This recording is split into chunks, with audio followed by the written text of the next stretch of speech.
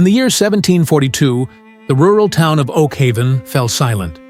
It was not quiet because people were asleep, but because fear had taken over. Farron, a knight in metal armor, stood at the main gate. His job was to protect the town. But tonight, the danger was already inside. A sickness called the pale rot was spreading, turning people into pale, empty shells of who they once were. A loud screech echoed in the night. A rot stalker jumped from the darkness. Its skin was white, and its eyes leaked glowing liquid. Farron reacted quickly. He blocked the attack with his sword. He knew he could not save everyone, but he was determined to make sure the rot never spread outside Oakhaven. Earlier that night, Farron said goodbye to his wife, Leora. He told her to hide in the cellar and keep the children quiet. He gave her a key and promised he would return when Captain Alaric's purification team arrived. She looked at him with love, not as a knight, but as her husband.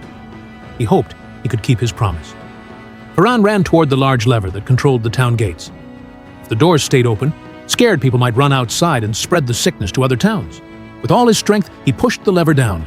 The huge gates slammed shut, locking Oakhaven and himself inside. From the watchtower, a signal light flashed. This meant the purification fire was coming. It was a powerful fire meant to burn away the rot. Farron ran toward the center of town, where his home was. The sky turned orange and the air smelled sharp, like burning oil.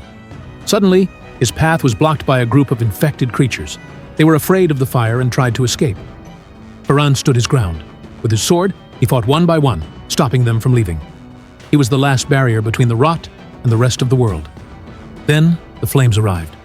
The fire fell from the sky like a burning sun.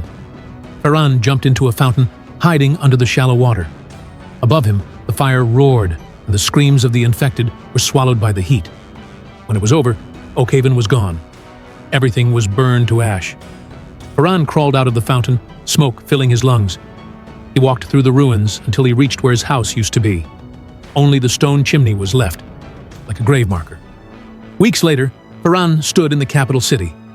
People cheered as General Thalric gave him a medal. The king called him the savior of the north, the man who stopped the rot. Farron stood silently.